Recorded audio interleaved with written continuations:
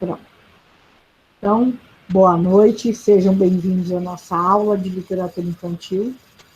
E hoje, na aula de literatura infantil, a gente vai dar sequência ao que a gente estava aprendendo no semestre passado, né? A gente viu como surgiu a literatura infantil, como a literatura infantil surgiu no Brasil, né? Como ela foi se desenvolvendo.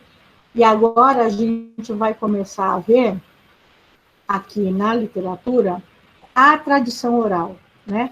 A importância dessa tradição oral para a literatura infantil, né? O que é tradição oral? Ela tem um contexto riquíssimo, porque foi através dessa tradição oral, né? Através desses mitos, das lendas, que ela foi criada, ela foi desenvolvida, né? Meirelles, que é um grande estudioso a respeito disso, ele fala que a literatura ela vem antes do alfabeto, né? Mesmo as pessoas que não sabem ler e escrever possuem literatura, né? Mas como assim eles possuem literatura? Se eles contavam histórias, se essas pessoas contavam causos, né? Eles criaram cânticos, criaram as lendas, né? Tem as histórias que aconteciam, que eles iam repassando de um para o outro, né? Essa é a literatura deles, né? A gente não tem tanta história indígena, né? Não tem tantas lendas indígenas, por exemplo, que a gente conhece, da lua, da mandioca, da Vitória Régia. São tantas histórias que existem e faz parte da literatura indígena isso. Por quê? Porque o povo contava essa história de forma oral. Então, a literatura, ela não quer necessariamente dizer que você precisa ter livros, né? Precisam ter histórias, sejam elas orais ou escritas, ou só visuais, né? Dramatizadas, isso é literatura, né? É uma forma de literatura. Essas narrativas orais, elas têm um cunho anônimo, né? Por quê? Porque não tinha, não, fulano que inventou essa história. A história ia passando de geração para geração, né? Os fatos os causos iam acontecendo. Quantas histórias a gente não ouve, né, e não conhece, que as situações foram aumentadas ou foram tão distorcidas por conta dessa reprodução oral, né? Alguns detalhes se perdem, ganham-se outros detalhes, e aí, quando você vai ver, a história original, né, é bem diferente do que a gente conhece. Eu já comentei com vocês, destruir o sonho de algumas, né? E eu brinquei que quando eu descobri que também isso aconteceu. Na tradição oral, a gente tem aquelas cantigas, né, as parlendas que vocês viram com a Marília, tem lá, né? Batatinha, quando nasce, esparrama pelo chão. Menininha, quando dorme, põe a mão no coração. E ela não é assim, né? A batatinha, quando nasce, ela não esparrama, ela espalha a rama, que é a folha dela. A batatinha, ela fica embaixo da terra, bonitinha. A rama, né, a folha, é que se espalha pelo chão. Então, tem algumas coisas que a tradição oral, ela vai mudando, né? Porque vai passando de um para o outro, o jeito da pessoa falar, a expressão, quem ouve entende uma coisa diferente e vai reproduzindo. Outra que a gente conhece muito e que é diferente do que a gente concebeu, né? Hoje é domingo, pé de cachimbo, né? Não existe pé de cachimbo, a gente tem pé de jaca, né? Pé de um monte de coisa, mas de cachimbo não. Não é pé de árvore, né? Nem pé nosso de ser humano ou de bicho, é pé de pedir cachimbo. Porque antigamente, no domingo, as pessoas sentavam na frente da rua, na frente das casas, ali na beira da rua, para trocar, contar causo, né? Para passar o tempo, para jogar a conversa fora. Então, por isso que pedia cachimbo, porque o cachimbo, você precisa de um tempo para preparar, você tem que pôr o fumo, ajeitar e fumar com calma. Então, hoje é domingo, pede de pedir cachimbo, que era um dia da tranquilidade, era um dia que não tinha a correria de ter que ir para trabalhar. Então, a tradição oral, ela vai mudando, né, as histórias com o passar do tempo.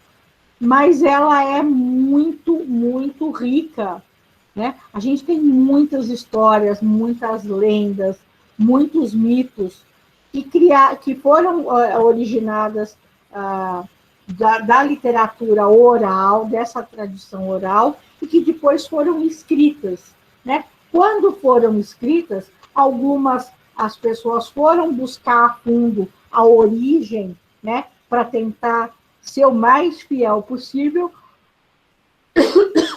Outras foram adaptando e criando histórias em cima de histórias. Então, a literatura, ela existe muito antes da escrita. Ficou claro esse pedaço, gente?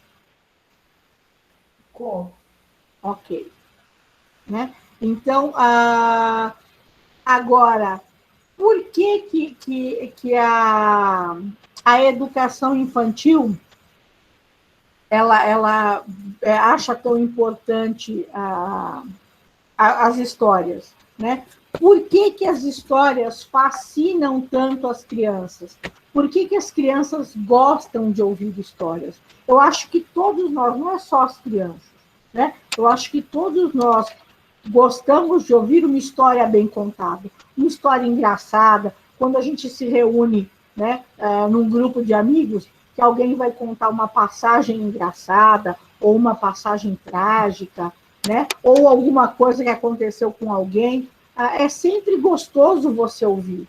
Então, a contação de história em si sempre despertou muito interesse das pessoas. Por que as pessoas gostam de ouvir isso? Né? Por que ela é tão importante? Por que ela ganhou o status que ela ganhou? E as respostas, elas são muitas em cima disso. Porque as histórias, elas despertam o imaginário. Quando você conta uma história sem mostrar uma figura, cada um vai imaginar o personagem da sua maneira. Porque você não tem uma referência, né? Você não tem uma imagem pré-estabelecida. Então, você vai criar uma imagem em cima disso. Então, você vai desenvolver a imaginação. Nossa, acho que... Adriana, Oi?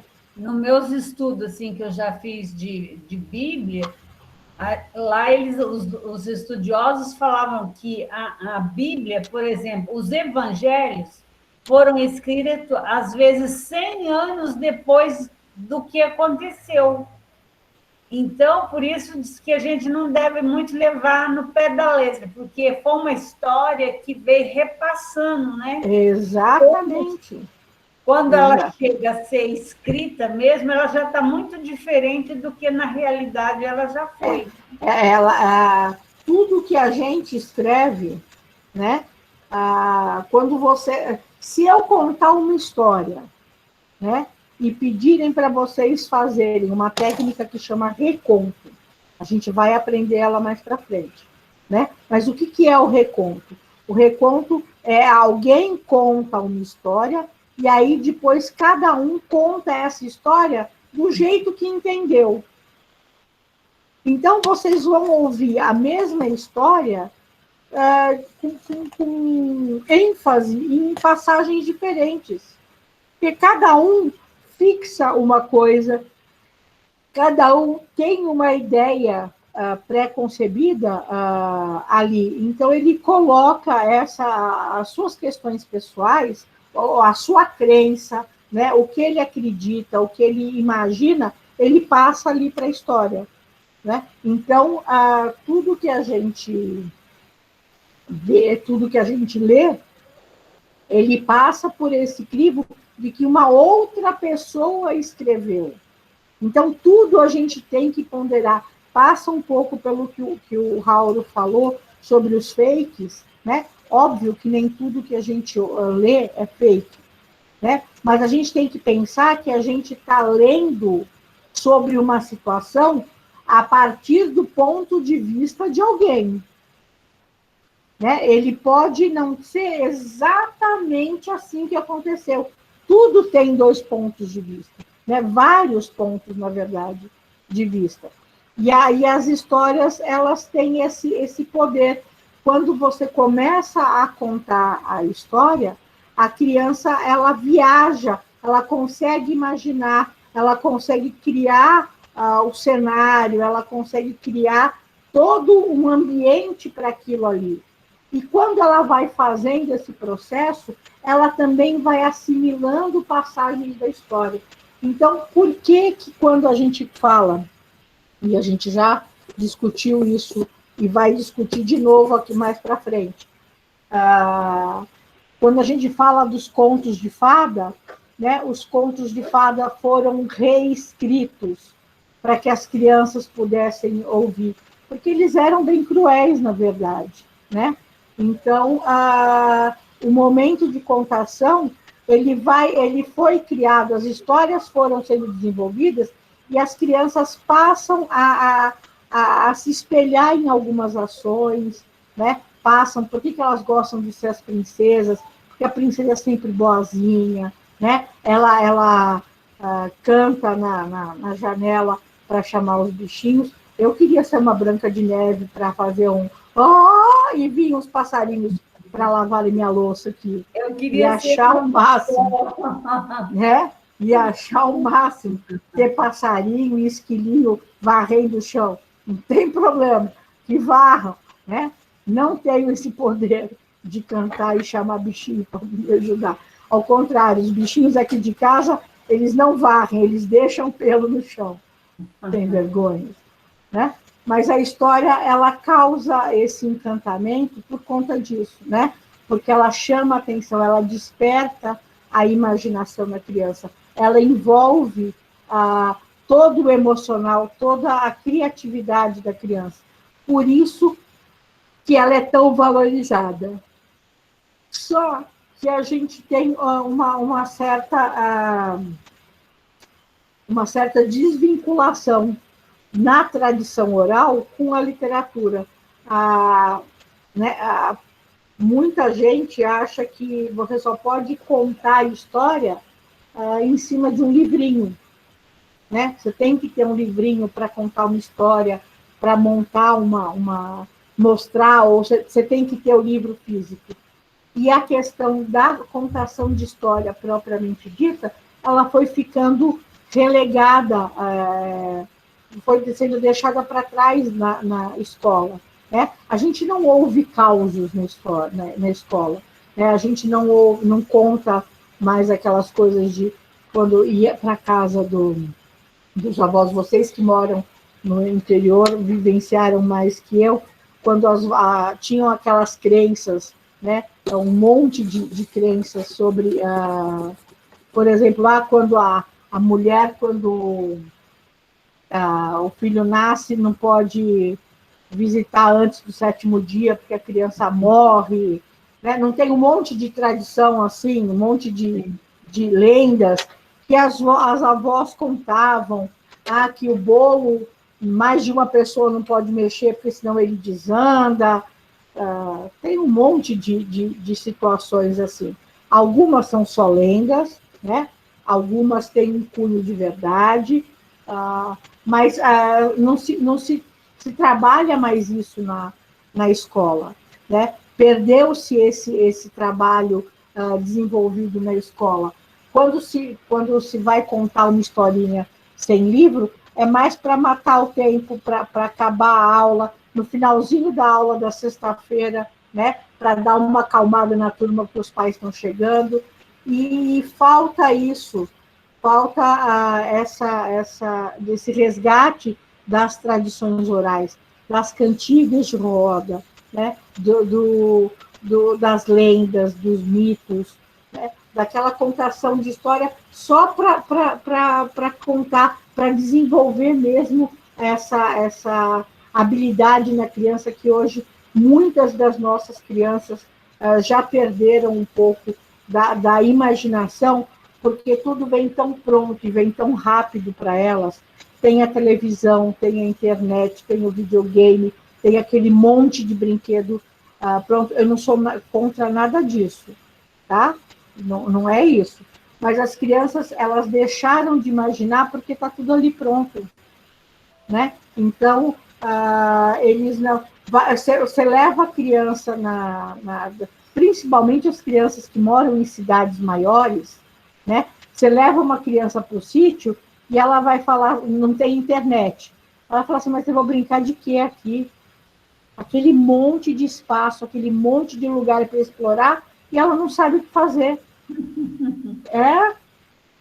Então, esse resgate é importante, o resgate da imaginação, né? A tradição oral ajuda muito neste processo, a literatura ajuda muito. A gente tem que parar de achar que a literatura ela só tem que ser usada com cunho pedagógico para fazer a criança aprender a ler, a gostar de ler. Não, a literatura ela também serve para entreter, para despertar a imaginação, para despertar a criatividade, para fazer a criança viajar longe, se ela quiser, né? E quando você tem um livro ali, não é que ela não viaja, não, mas é uma outra viagem, é uma outra forma de fazer. Você direciona o caminho dela. A tradição oral é uma coisa mais livre, a criança é mais solta, cada um imagina o seu, né? Ficou claro, gente? Muito de contar história assim, de assombração, que a gente morria de medo. Mulher do banheiro, a mulher loira, a loira do banheiro. Nossa, tinha muita coisa. Muitas. Gente, tem medo até hoje, né? Eu vou falar que eu também. Eu escutava, depois eu não